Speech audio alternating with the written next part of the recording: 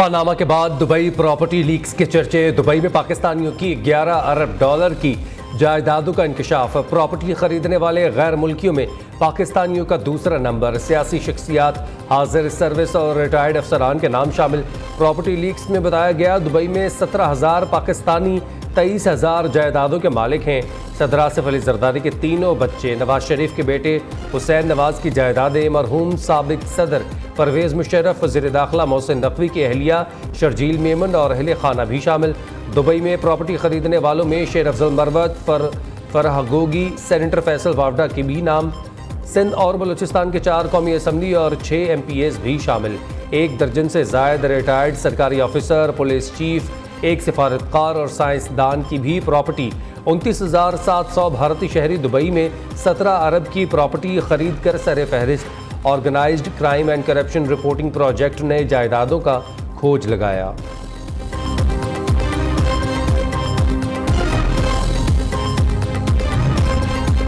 बेनज़ीर भुट्टो की शहादत के बाद जायदाद औलाद की विरासत में मिली। तर्जुमान बिलावल भुट्टो ने कहा, चेयरमैन पीपल्स पार्टी के असासा-जात इलेक्शन कमीशन FBR में डिक्लेयर्ड हैं। बिलावल और आसिफा की दुबई में इमलाक की तफसीलात पहले ही पब्लिक हैं। मौजूदा खबर में कुछ नया है, ना ये कोई स्कैंडल है। बदनीयती पर मबनी किसी कार्रवाई को मुतल्लिका फोरम्स पर चैलेंज किया जाएगा। वज़ीर दाखिला मोहसिन नकवी, शर्जील मेमन, शेर अफजल मरवत का दुबई में जायदाद का एतराफ़। वजाहती बयान दिया, असास से पहले से डिक्लेयर और आवाम के इल्म में है।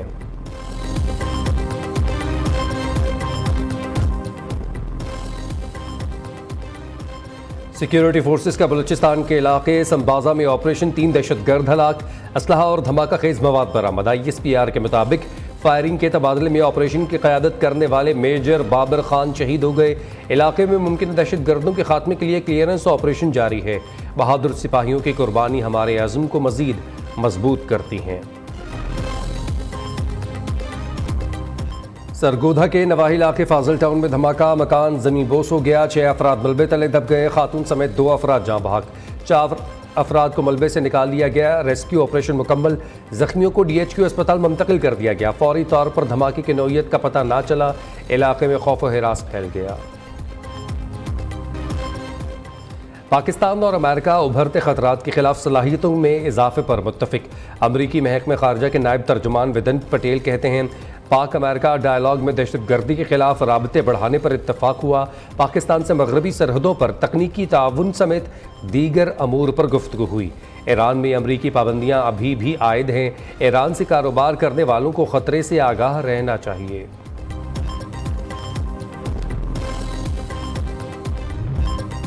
ऑडियो लीक्स केस में पैगाम दिया गया, पीछे हट जाओ। जस्टिस बाबर सत्तार ने एक बार फिर मुदाखलत का इल्ज़ाम आयद कर दिया। जस्टिस बाबर सत्तार ने chief justice Islamabad high court Aamir Farooq को ख़त लिख दिया। इंकशाफ किया। उन्हें कहा गया, सर्वेलेंस के तरीक़ेकार की स्क्रूटनी के करने से पीछे हट जाओ। उन्होंने धमकी-आमेज़ हरबे पर कोई तवज्जो नहीं दी। नहीं लगा ऐसे पैगामात ने इंसाफ की फराहमी में नुकसान का खतरा पैदा किया हो।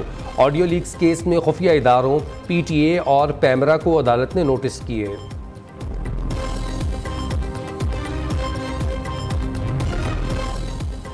हुकूमत ने अदालती अमूर में मुदाखलत को मुस्तरद कर दिया। कौमी सलामती का मामला है, इसे बढ़ाया ना जाए। जस्टिस बाबर सत्तार के ख़त से इदारों की मुदाखलत का तासुर मिलता है। आज़ाद अदलिया ही मुल्क को आगे लेकर जाती है। वज़ीर कानून आज़म नज़ीर तारड़ की न्यूज़ कॉन्फ्रेंस। वज़ीर इत्तलात अता तारड़ ने कहा, कौमी सलामती के मामलात को खतूत के ज़रिए उजागर नहीं करना चाहिए। अटॉर्नी जनरल मंसूर उस्मान अवान का कहना है, हुकूमत या कोई रियासती इदारा अदलिया के आईनी फ़राइज़ में मुदाखलत नहीं करता। किसी इस्टेब्लिशमेंट ऑफिसर ने जजेस से कोई राबता नहीं किया। वफाकी हुकूमत ने 23 अरब रुपए की खती रकम का ऐलान किया।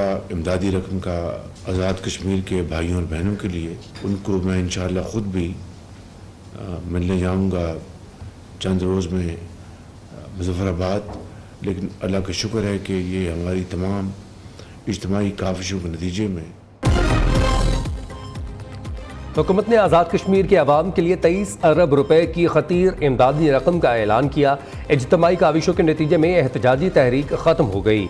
वज़ीर-ए-आज़म शहबाज शरीफ ने वफाकी काबीना इजलास से गुफ्तगू करते हुए कहा, कीमती इंसानी जानों के ज़िया पर अफसोस है। कश्मीर पाकिस्तान की शहर, वहाँ अमन व अमान अव्वलीन तरजीह है। जल्द मुजफ्फराबाद जाने का इंदिया भी दे दिया। वज़ीर-ए-आज़म का तमाम हुकूमती मलकियती इदारों की निजकारी का ऐलान। वजारतों को निजकारी कमीशन से ताउन की हिदायत कर दी। वफाकी काबीना ने डिजिटल राइट्स प्रोटेक्शन अथॉरिटी के क़याम के लिए कमेटी तश्कील दे दी।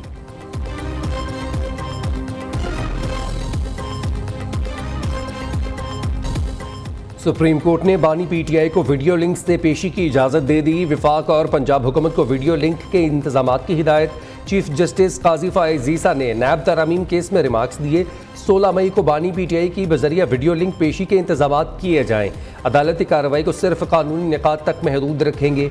जस्टिस जमाल खान मंदोखेल ने कहा, फैसला उन्होंने करना है, खुद पेश होना चाहते हैं या वकील करेंगे। जस्टिस अतहर अमानुल्लाह ने रिमार्क्स दिए, अटॉर्नी जनरल साहब, आपने यकीनी बनाना है कि वीडियो लिंक काम करे। यह मामला नैब की पॉलिटिकल इंजीनियरिंग में मुलव्वस होने से मुताल्लिक है। मुआवन वकील ख्वाजा हारिस को आइंदा समाअत पर तलबी का नोटिस जारी कर दिया गया।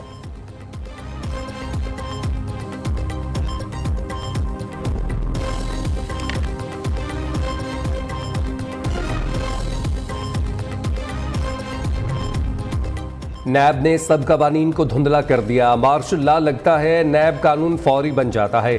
अगर कोई जमहूरी हुकूमत कानून बनाए तो मसाइल शुरू हो जाते हैं। चीफ जस्टिस काजी फ़ाइज़ ईसा के नैब तरामीम केस में रिमार्क्स कौमी एहतसाब ब्यूरो से 10 साल की रिकवरी और अखराजात की तफसीलात तलब कर लीं। जस्टिस अतहर अमानुल्लाह ने कहा, नैब करप्शन की रोकथाम करने में नाकाम रहा है। नैब पॉलिटिकल इंजीनियरिंग में मुलव्वस रहा, लोगों के साथ जुल्म हुआ है।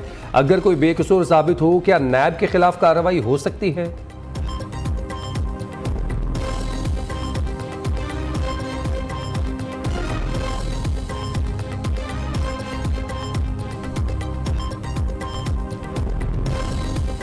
इस्लामाबाद हाई कोर्ट ने नॉन फाइलर्स की सिम ब्लॉक करने से रोक दिया। निजी मोबाइल कंपनी की दरख्वास्त पर 27 मई तक हुक्म इम्तना जारी। FBR और PTA समेत फरीकैन को नोटिस जारी, जवाब तलब। वकील दरख्वास्त गुजार ने कहा, कानून में की गई तरमीम आर्टिकल 18 के मुनाफी है। वकील, मोबाइल फ़ोन कंपनी ने मौक़िफ़ अपनाया, सिम्स ब्लॉक करने से सालाना 100 करोड़ रुपए का नुकसान होगा।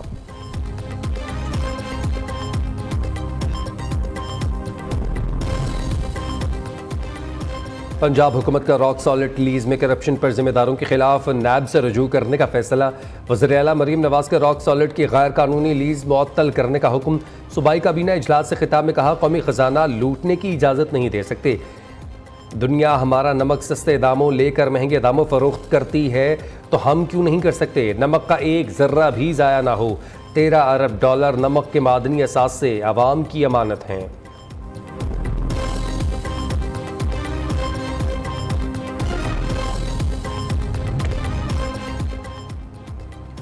मार्शल लॉ जनरल अयूब ने नहीं, सिकंदर मिर्जा ने लगाया था। अपोजिशन लीडर उमर अयूब का दावा। कहा, ख्वाजा आसिफ ने कल गैर पार्लिमानी अल्फाज इस्तेमाल किए। चेयरमैन PTI बैरिस्टर गौहर ने कौमी असम्बली में इजहार ख्याल किया, हमारा लीडर जेल में है और कहते हैं इंसाफ दिलाएंगे। असद कैसर बोले, हम अपने बाप का भी जोर ज़बरदस्ती रवैया बर्दाश्त नहीं करेंगे। अली मोहम्मद खान की स्पीकर को सियासी जमातों को मुज़ाकरात की मेज़ पर बिठाने की तजवीज़। खैबर पख्तूनख्वा असम्बली के इजलास में रवायती हंगामा आराई, हुकूमती और अपोजिशन अरकान की एक दूसरे पर कड़ी तनकीद। नून लीगी खातून रुकन असम्बली सोबिया शाहिद ने बजट की कॉपी फाड़ दी। कहा, मौजूद बजट के वाइट पेपर पर हुकूमत की बजाय ब्यूरोक्रेसी का दस्तखत है। साबिक 2 अदवार में जो बजट ज़ाया किए उसका हिसाब दिया जाए। पीपल्स पार्टी के रुकन असम्बली अहमद करीम कुंडी ने मौजूदा बजट को गैर आइनी और गैर कानूनी करार दिया।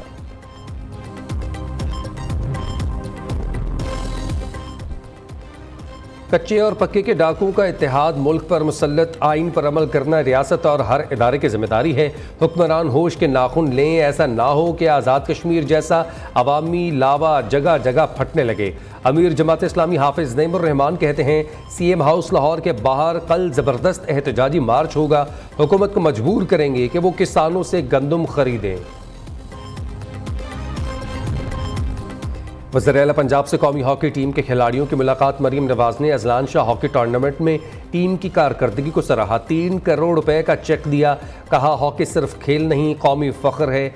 मौजूदा टीम ने माजी की याद ताज़ा कर दी। कप्तान इमाद भट्ट ने हुकूमत से अपील की, बानी PTI के दौर में बंद स्पोर्ट्स डिपार्टमेंट्स को दोबारा खोला जाए।